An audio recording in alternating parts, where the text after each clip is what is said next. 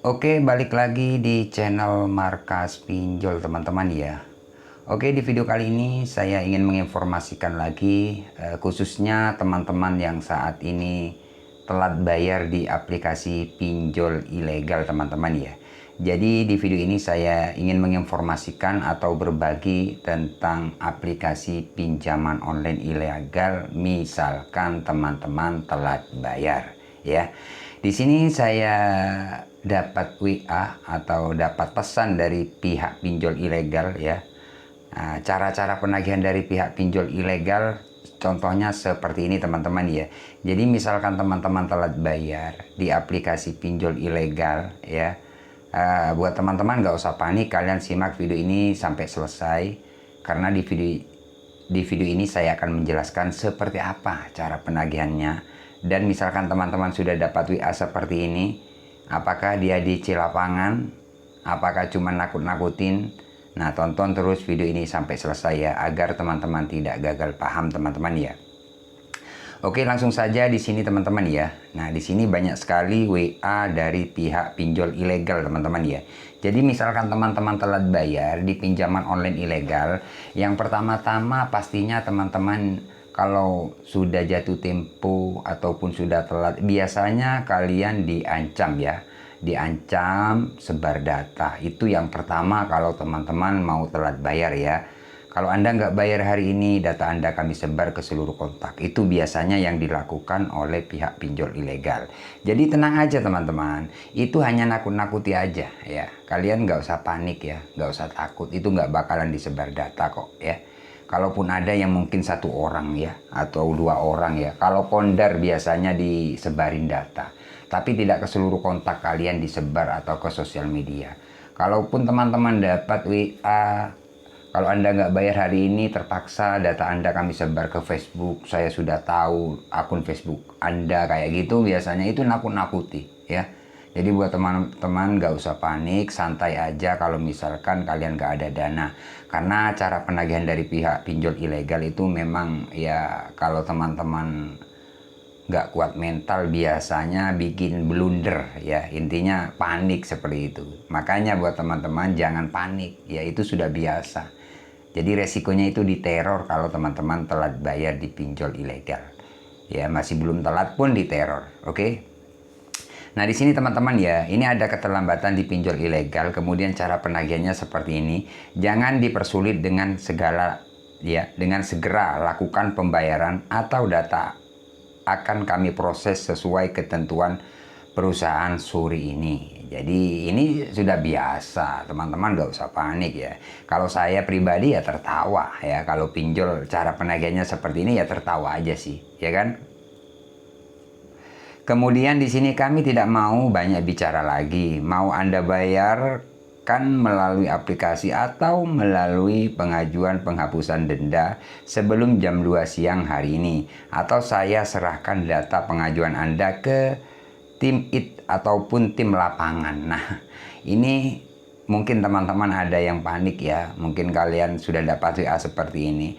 Apa benar pinjol ilegal ada di lapangannya?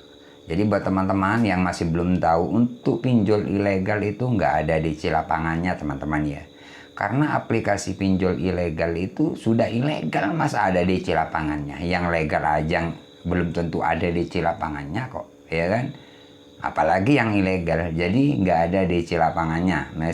Meskipun teman-teman dapat WA kayak apapun, tim kolektor kayak gitu dari pinjol ilegal, itu nggak bakalan. Itu hanya nakut-nakuti kalian aja ya. Kemudian di sini tim akan apa ini ya, data Anda dari beserta keluarga Anda untuk bisa menghubungi seluruh kontak yang ada di HP Anda ya. Jadi akan menghubungi seluruh kontak yang ada di HP Anda. Sebenarnya enggak, sebenarnya ini hanya nakut-nakuti kalian aja. Memang benar pinjol ilegal itu punya data kalian. Jadi pertama kalian daftar, kontak-kontak kalian itu sudah di-save sama mereka ya. Memang punya, mereka punya, tapi dia takut melakukan itu. Mungkin kalau sebar data ya satu orang atau dua orang lah, tiga orang, tidak keseluruhan sih. Kalau pinjol sering melakukan sebar data, pinjol itu nggak akan lama, sebentar lagi digerebek lagi kayak gitu. Sebenarnya cuman nakut-nakuti kalian. Kalau kalian berani nggak bakalan disebar sih. Kalaupun sebar data ya mungkin 2 orang atau 3 orang, tapi tidak ke seluruh kontak kalian.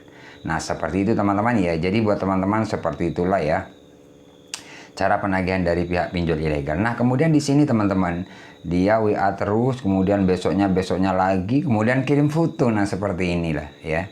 Data sudah masuk pada pihak eksternal dan sudah diproses. Kami pun sudah berkoordinasi dengan tim lapangan.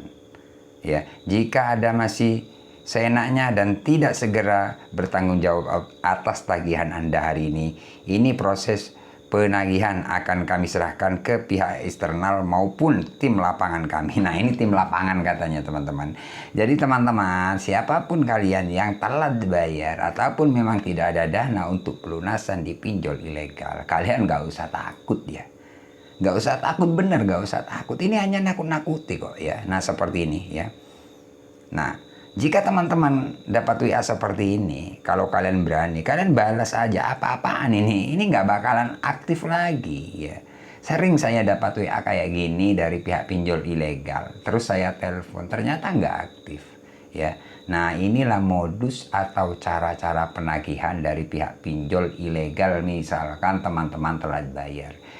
Jadi apa yang harus saya lakukan bang, misalkan saya telat bayar, ya kalian nggak usah lakukan apa-apa, intinya kalian cukup kuatin mental, itu aja sih ya. Karena aplikasi seperti ini memang cara-cara penagihannya nakut-nakutin ya.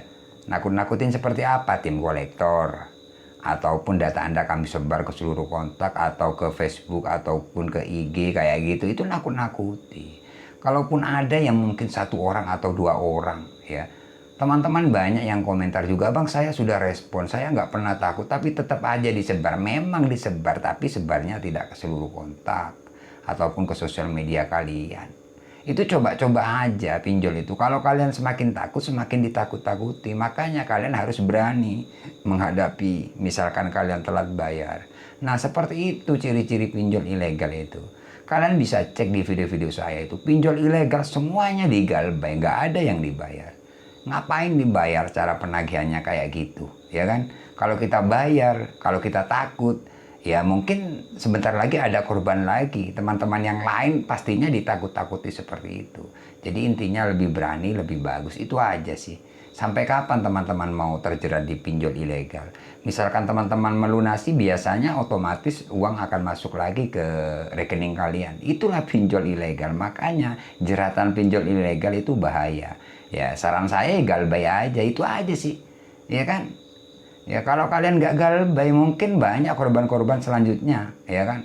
Kalau kalian takut, kalau kalian lakukan kayak cara-cara saya, semakin saya kerjai DC-DC-nya, ya dia takut, mikir juga, takutnya ya sama seperti saya. Wah orang ini pemain atau gimana kayak gitu. Karena pinjol ilegal itu mencari orang-orang yang panik dan takut. Semakin kalian takut, semakin diteror kayak gitu. Jadi seperti itulah teman-teman ya. Jadi semangat untuk DC lapangan pinjol ilegal nggak ada. Kalaupun cara penagihannya mau sebar data itu biasanya gertak aja. Kalaupun ada ya mungkin 1 orang atau 2 orang atau 3 orang, tapi tidak ke seluruh kontak kalian. Seperti itu teman-teman ya. Oke, terima kasih teman-teman ya. Semoga video ini bermanfaat. Tunggu video-video selanjutnya dari channel saya. Saya akhiri untuk video kali ini. Assalamualaikum warahmatullahi wabarakatuh.